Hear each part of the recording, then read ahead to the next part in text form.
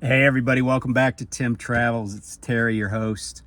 So I'm coming to you from Stewart, Virginia, which is, if you're keeping score at home, if you went down south of Roanoke on US 220 and then you got on 58 West, that would, after about 30 miles, it would bring you out to Stewart. But I'm here at a sawmill. I'll prove it to you. See, there's a lot of wood everywhere. And those are trailers, those are empty trailers, and then there's wood.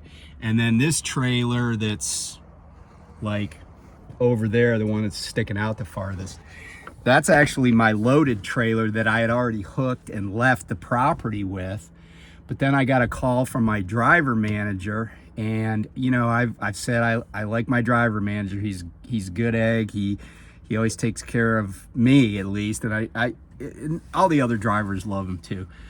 But he called me. He's like, "Hey, did you leave Stewart yet?" And I'm like, "Yeah, like 5 minutes ago. I was out on 58."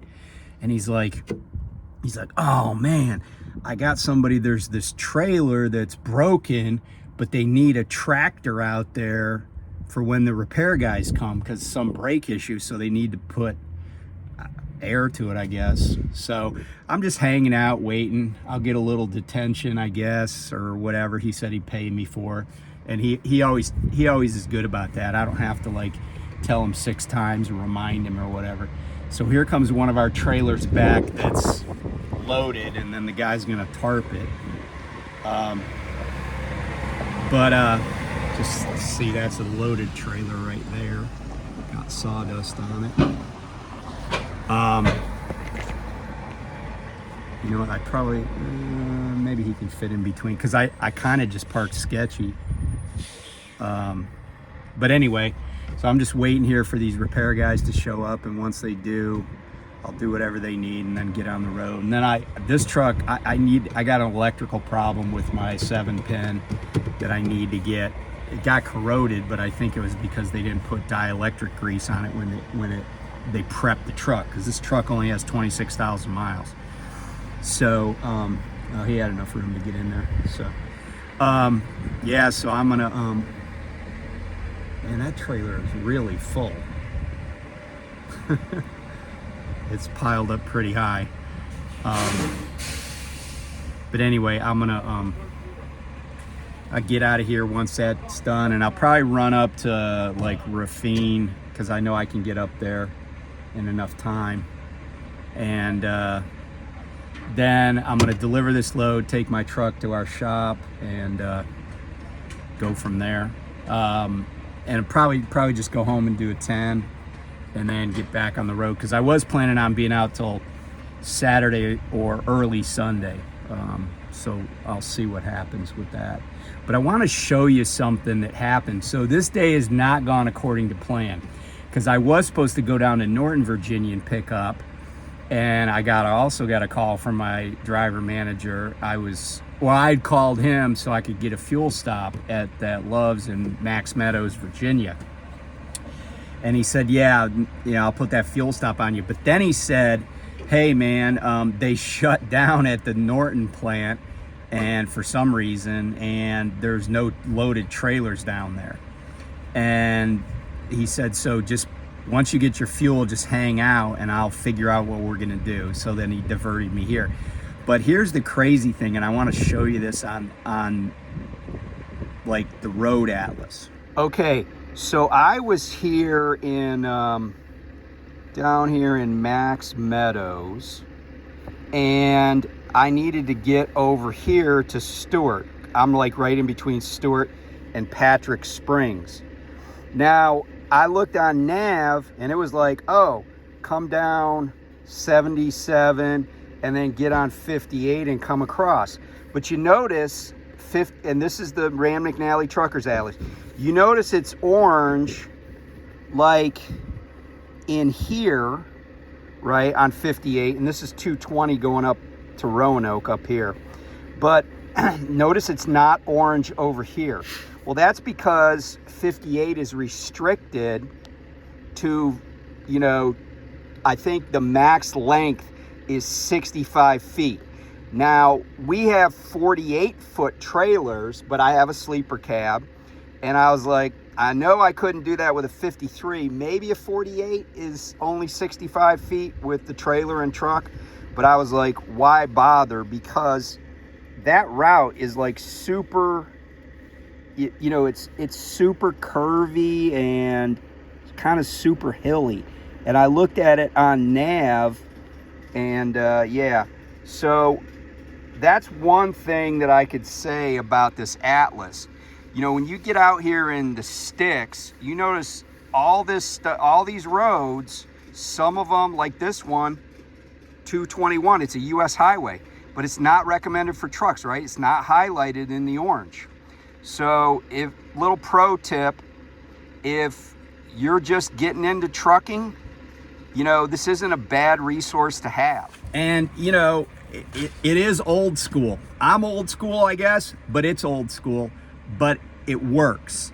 And, you know, you don't want to be the person who, you know, somebody's talking about in the safety meeting at Prime or whatever company. You don't want to be the person who their picture shows up of their truck stuck in some trees out in the middle of nowhere, because you didn't check a map. And here's the thing, right? Like, this thing is cheap. It's way cheaper than a tow truck. And, you know, if you got some pride thing about it, you know, you're like, oh, that's ancient. That's like a typewriter. Well, guess what? Typewriters work, and they worked for decades. And, you know, that's the one thing that I can tell you that I always use the Ram McNally Motor Carrier Atlas for, is just every once in a while there'll be, I know there's a road that goes somewhere, and I'll look on nav, and nav doesn't seem to tell me not to, and I'll be like, man, let me check that. And, you know, sure enough, I was like, oh, well, I could go on 58, but no, it's not recommended for trucks. Not saying I couldn't have gotten through there, but it's not recommended for trucks. And you know, if it's not recommended for trucks and you go down it and you don't have any problems, fine. No one's gonna know about it, right? It's not a crime unless you get caught. But if you get caught, you know, it's gonna make it, I mean, when trucks do something, it'll be on the local news. You know, there'll be somebody out there taking pictures, putting it online, embarrassing your company. And if your company gets embarrassed, they're probably not going to be really happy with you. I'm not saying you get fired, but why bother taking the risk? So, you know, anyway, today's kind of been a, you know, just kind of a weird day, but it's sunny, it's warm. It's like 65 degrees out here today. It's really, really nice. So I don't have any complaints, and I'll get out of here before it gets dark anyway. So anyway, just a couple of thoughts. Oh, by the way, it's Black History Month. We're already the third day of Black History Month. I watched a great, and I recommend this. I had my tablet out the other night, and I have a Wi-Fi hotspot in the truck. And I was watching a video on it, a documentary, and I'm sure it's been around for a few years, because the former soldiers that they interviewed were not like 100 years old, but these were all African-American soldiers who had participated in a D-Day invasion. And some of them were in the first wave. And you know, they were definitely, even though they weren't in combat units, they weren't in the infantry, they certainly were subjected to all the bad things that happened. And you know, and they worked in an area that wasn't always sexy, but it was always necessary, and that was logistics. Like, they were quartermaster support. They also ran barrage balloons, which, you know, protected the airspace over the infantry and you know, over the beaches and stuff.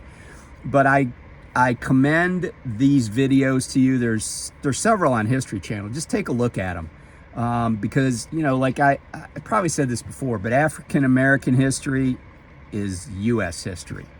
There's nothing that's been done in this country that I could think of, except maybe a Klan meeting, that didn't include black people. And, but they didn't always get noticed or credit or whatever in history books. And, these are just the facts, right? And we're just learning more about history every day. The scholarship continues, and it's important. So if you get a chance, take a look at some of that stuff on the History Channel for Black History Month. It's pretty cool. And you'll just learn stuff you probably didn't know, period. And I certainly did. So anyway, I will talk to you guys soon, and be safe out there. Oh, I think my mechanic just pulled, the mechanic just pulled up. So I'll talk to you soon. Bye. Okay, a little epilogue to the story. I'm parked here at the Petro in Rafine. My neighbor's dogs are barking at me. They seem mostly happy, but they're still barking at me. Here, I'll show you. Because who doesn't love dogs? I hope you could see them. So it turned out that a bunch of money was probably spent for nothing. And what I mean by that is, I said the guy was there. So when he pulled up and parked, I got out and I was like, hey, what do you want me to do? You want me to back under and hook up air to this trailer? And he's like, yeah. And I'm like, okay. So I back under, latch it, and I get out and hook up the red air line, because that's really all you need to set, to release the trailer brakes. So I put air to it, and he's looking around underneath it, and he goes, hey, do you want to see if this will just work, if we can get the tandems to slide? And I'm like, yeah, man, why not? And I said, I've been doing this for a little while, and I've had,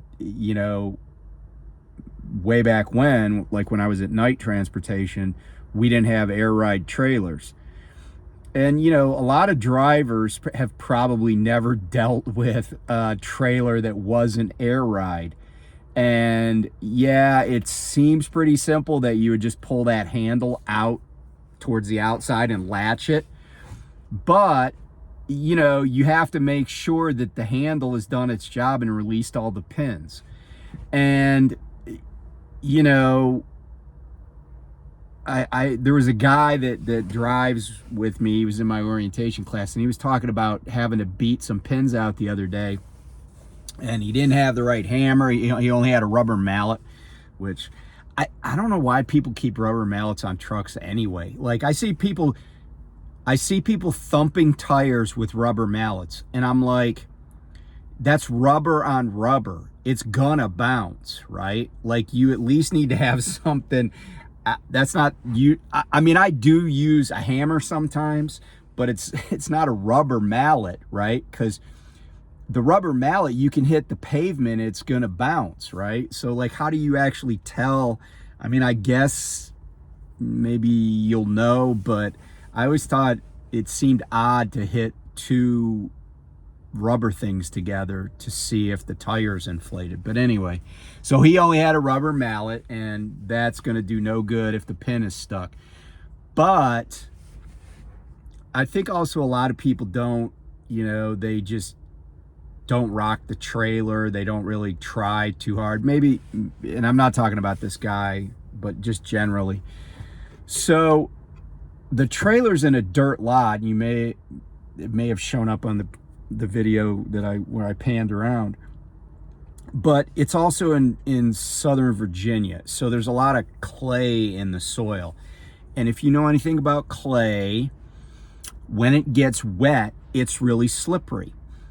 And this parking lot it's a dirt parking lot. Okay, it's packed dirt, but it's definitely not like gravel, like where you would get a bunch of traction. So I released the pins and I set the brakes. And the first time I pulled on the trailer, I just drug the trailer. And here's the thing, right? these tractors are powerful. You should know, if you've ever driven a truck, you should know, and even people that haven't driven truck has probably seen the skid marks that I talked about recently.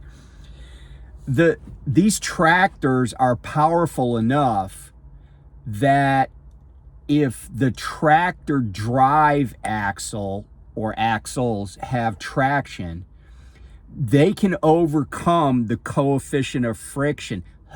he said friction. They can overcome the coefficient of friction that is on the trailer tires. In other words, I can, I'm sitting here in a paved parking lot. The parking lot's dry. So there is a lot of traction. There's a high coefficient of friction, but I guarantee I can still drag my trailer across this parking lot until the tires go flat. But I probably can do it.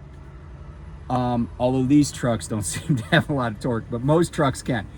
So it would, so the report was to my driver manager, oh, the wheels are turning, but the brakes aren't working. Well, I'm not sure if the wheels really were turning. It could have been that the thing was just sliding. So I slid it for a little bit, and then I stopped. I pushed back on it a little bit to make sure the pins were released.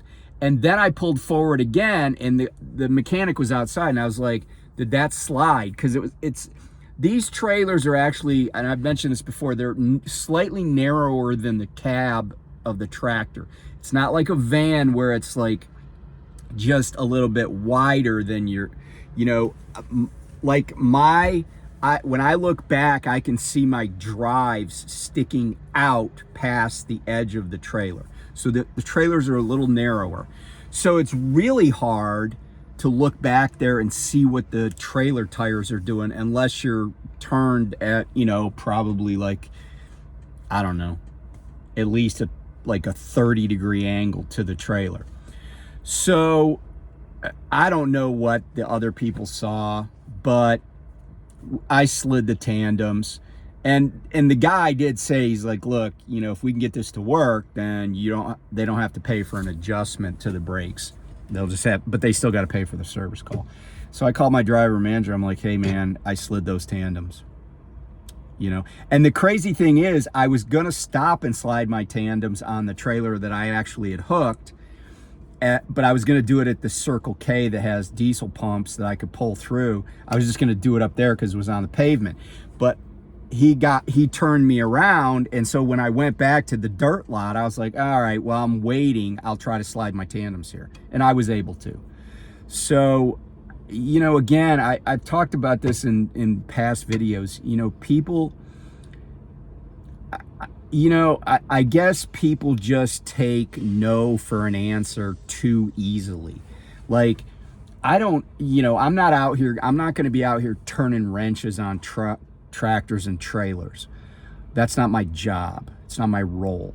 But, if my driver manager or I want to just haul a trailer because that is my job, I need to at least put some effort into trying to make it work, That's just my philosophy. So anyway, that's about it. Speaking of friction, he said friction again. One time this is totally unrelated. I was living in Corpus Christi, Texas, and I was going down SPID, which is South Padre Island Drive. It's like a main drag. It's actually a freeway. And there was Pulp Fiction had just come out, but the marquee for the movie theater said Pulp Friction. But I learned something interesting just yesterday. Did you know Shawshank Redemption, and Pulp Fiction were both released on the exact same day in October of 1994. Just thought I'd share that. Anyway, thanks for watching. Be safe out there. And yeah, call me if you've got questions about sliding your tandems. I'm the guy. Bye.